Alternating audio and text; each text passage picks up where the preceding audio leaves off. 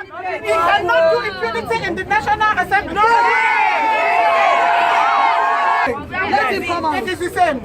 Yes. Impunity for corruption. Yes. Impunity for beating. Impunity for raping. We can't stay where we are. Yes. We sit here like people who came to the National Assembly to ask for money. No. We are here for serious business. I don't know whatever they are doing in the National Assembly today. It is secondary to what we are doing. Oh, yes. We are standing here all the way from all over the country.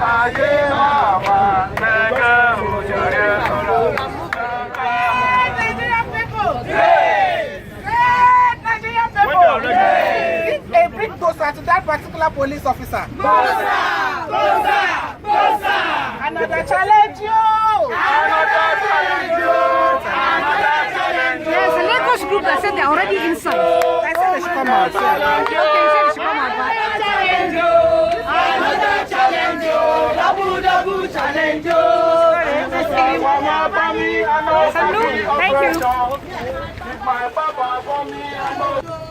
Another challenge, double challenge. Oh shoot.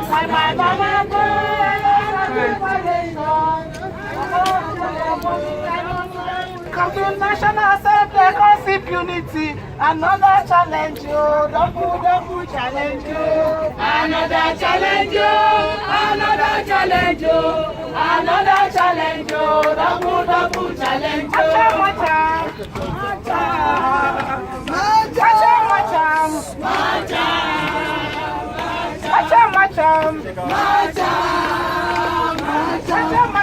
Impunity don't enter for trouble. Impunity don't enter for trouble, sir. Impunity don't enter for trouble. Impunity enter for trouble, sir.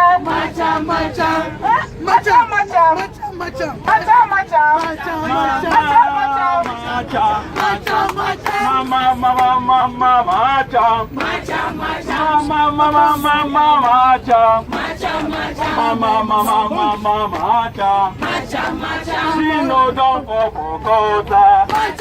Impunity don't enter trouble. Oppressor don't fall for Brando. Macha. Mama come and see you. Waiting with the suffer. Papa come and see you. Waiting with the suffer.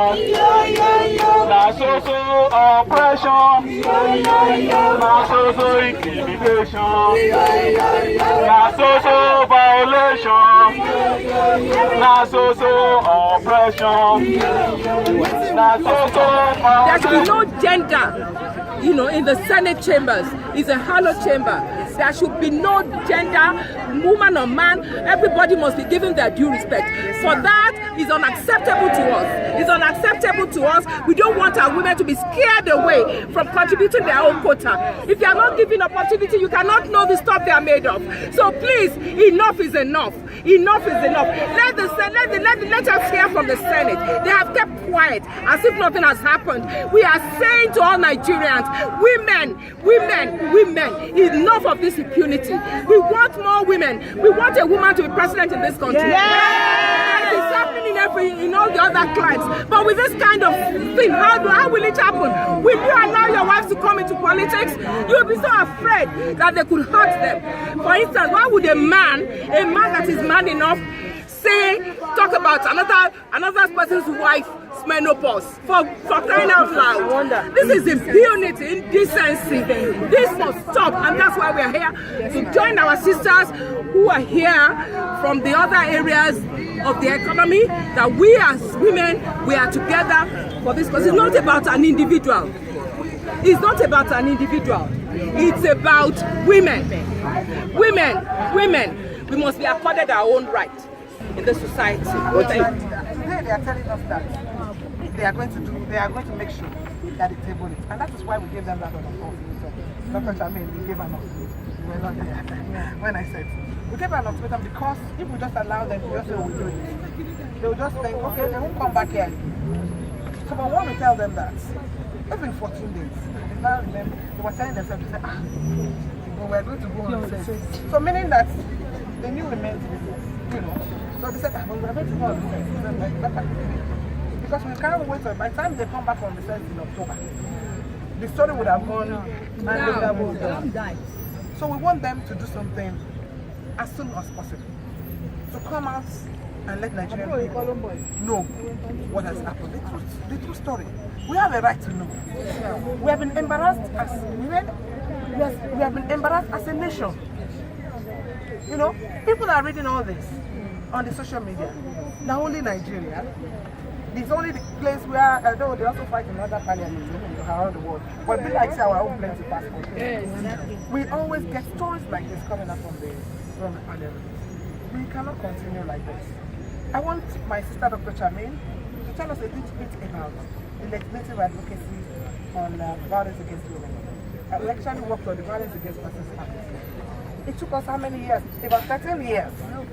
14 years for the senators in Nigeria to think that they should pass a law that protects us from violence. And it's not the Senate that passed it, it's the other one. And you can see that they have not even read it, this new one. Because if they have read it, you know, yesterday at the press conference, we were clear about the fact that anybody who threatens to physically assault a woman has committed an offense, and it's liable to about 2 years in prison or some fine. So it's important that they must create effective institutions that will ensure that we live happily. We want to live in a safe city. Let me give the microphone. I'll give it to Dr. Charmaine, then I'll give the microphone to the woman leader of the Nigerian woman. A Nigerian woman who has been very supportive of women and children's issues. Maybe she speak first, then Dr. Charmaine will speak, and then thank everyone. Great Nigerian women. Grace. Great Nigerian women. Grace.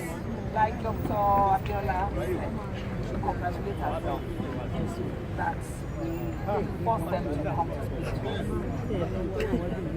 Although it is their word against us, let them table the issue, let them come back to us and tell us what happened.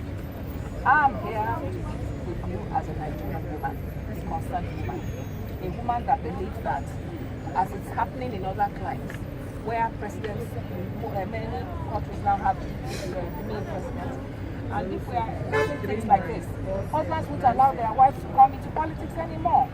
And if we are not given opportunities as women, they will know the stuff we are made of. That is why I am happy to be part of this advocacy. Enough of impunity. Enough of impunity. And if in 14 days we do not hear from them, we'll be back here. Yes, sir. Even in larger numbers, I'm sure. Because this is a wake-up call to all the women. A round of applause. Good afternoon, everyone. Good afternoon. My name is Charmaine Pereira. I'm chair of the Board of Trustees of LACVA, which stands for Legislative Advocacy Coalition on Violence Against Women. LACVA has worked with many other groups to make today a reality. But LACVA itself is made up of several groups, 46 different groups working on different aspects of violence against women. And it took us from 2001 to 2015 to get a law passed in the FCT that makes it a crime to carry out any form of violence against persons, any person, but including women. And we were coming from the perspective that it's violence against women that is particularly widespread and tolerated. That tolerance is impunity. It's the kind of impunity that we saw on the 12th of July, or that we heard about, because it was in a closed-door session. The thing is, some people say, because it was a closed-door session, you cannot take a stand. But a closed-door session is only supposed to apply to things that are lawful. When they are not, and when men make threats to assault, to impregnate, to rape women, and say nothing will happen, this is is what we are saying cannot be tolerated. So today is an occasion for everyone here taking a stand on that very important point about impunity. No. We say no to impunity. And we will continue our work, even if people try and distract from what we are doing. You must have read the newspaper reports newspaper reports and also social media. Somehow that any protest can only take place because the female senator has given millions of naira, 50 million and then 75 million was another one. Yes, as if civil society cannot organize a protest on its own. I think we have shown today that that is not the case. Thank you. Thank you very much. Soli, soli, soli.